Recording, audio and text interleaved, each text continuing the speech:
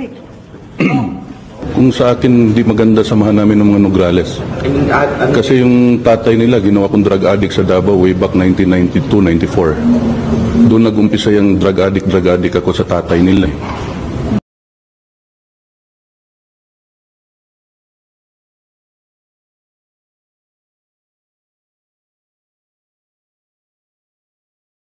Unang-una, talagang you already accepted the challenge of the Vice President? Yes. Without hesitation, ano man?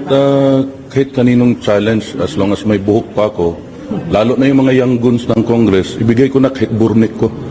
Pwede na gawing black bihon ramen. Sir, bakit dito kayo sa QC nagpa-test? Kasi nga... Kasi nandito ako sa Maynila ngayon, ma'am. Hindi naman pwedeng umuwi lang ako sa Davao para doon sa hamon niya. Pwede naman siya magpasama doon sa boyfriend niya. Sir, kanina may sinabi ka na hindi lang dapat yung mga kababayan natin, they should demand the congressional candidates na magpa-drug testing. Hindi naman kailangan demand. Kung ikaw kandidato ka at wala kang tinatago, ba't di ka magpa-drug test, di ba? To show to your constituents na malinis ka. And wag lang yung drug test lang ang tingnan ng taong bayan. Siyempre titingnan din ninyo yung kapasidad ng kandidato at yung mga accomplishments niya while serving their constituents. Sir, any comment? Kumasa din si Attorney Meeks? Kung ano? Any comment po? Kumasa rin si Attorney Meeks sa drug test? Di congrats. Di ba?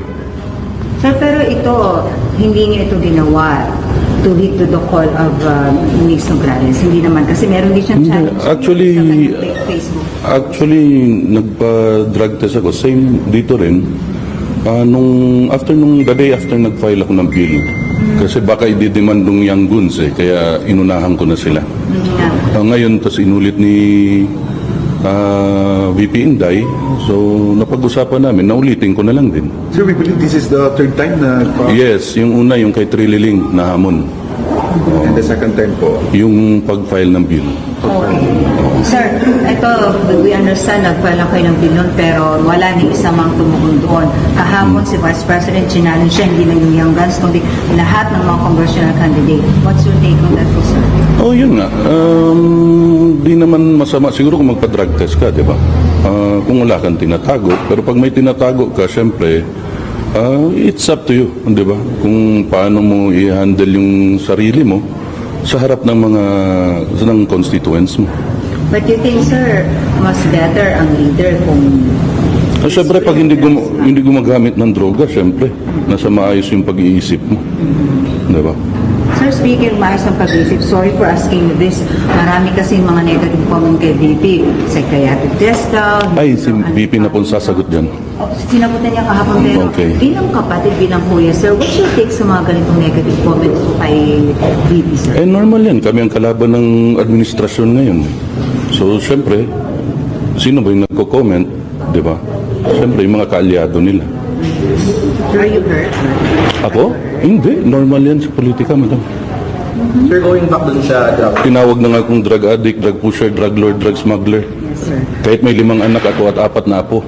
Sir, going back sa drug test, sa tingin niyo may mga congressman na hindi tutugon dun sa hamon, hindi Sara? Sa tingin ko, alam nyo na yung sagot. Okay. Pwede yung pangalanan, sir? Ano, senador? Senator, congressman, sir, in particular dun sa mga congressional candidates na... Magpa-drug test na lang sila. Para magkaalaman na, di ba? Sinong sila, sir? Your calling on na talaga? Lahat. Di ba? Total, imposible naman wala silang pera pang drug test. Sir, si PRRD, how is he po? Last week nandun ako. Ayun, nagkukwentuhan kami sa candidacy niya rin as mayor. Okay naman, kampanya raw siya, pero sinabihan nga namin na mga piling barangay na lang na hindi na pwede lahat ng barangay ng Davao, 182 barangays yun. So, piling barangay na lang. na magkakampanya siya. Sir, last time sinabi po ni Sara na tatakbo ang tatlong Duterte, Congressman Colong, Mayor Baste at si dating Pangulong Duterte. Ano po yung nangyari, sir? Sabi niya yun. Wala pa naman talaga, wala talaga yun sa plano ko, no? Kasi may isang term pa nga ako as congressman. Tapos ever since pumasok ako sa politika, hanggang 2 terms lang. So yun nga, sabi din ng mama ko na tapusin mo yung yung term mo as congressman. Pero sa 2028, sir, may plano po tayo to... Wala. Sir, ito second May term. plano akong mag-retire. Sir, ito second term pa lang ba ito? Third na po. So you will finish your term lang? Yes, opo. National. Opo. We were expecting kasi it was announced earlier by VP na yung mga kapatid daw ay sasama sa Senado. Walang pera pang gastos para nationwide na kampanya mo. Also, sir, dun sa pagkalaban ni Nograles against your father po for the mayoral of Davao City. Right niya yun. Di ba? Kahit sino naman pwedeng lumaban kay Mayor Rudy. Kahit sir, binigyan siya ng posisyon before and maganda yung naging samahan ng Nograles at Duterte since 2016 at least. Kung sa akin, hindi maganda samahan namin ng mga Nograles. Kasi yung tatay nila, ginawa kong drug addict sa Davao way back 1992-94. Doon nag-umpisa yung drug addict ako sa tatay nila. Sir, hindi ito first time na maglalaban ng Nograles. Pero kung Colong, this time... I did not consider them as my friends, ma'am. You never did? Yes, tatay ko lang. Okay. Pero this time, maglalaban ulit kayo sa local elections. How is it different this time, Congressman Colong? Wala naman. Wala namang difference. May kalaban naman ako parati pag tumatakbo. Except nung Vice Mayor at ako. Pero as far as you know, sir, Davao City po is very satisfied pa sa pamamahala po ng mga Duterte. Ang makakasagot niyan yung mga tiga Davao. Pero meron bang bagong gagawin strategy ang mga Duterte ngayon? Or you still... Same lang, ma'am, mga ngampanya. Ngayon sabi ko, wala kaming ayuda. Di gaya sa kanila ngayon. So, tanggapin ng mga tiga Davao yung ayuda. Kanila naman yan. Diba?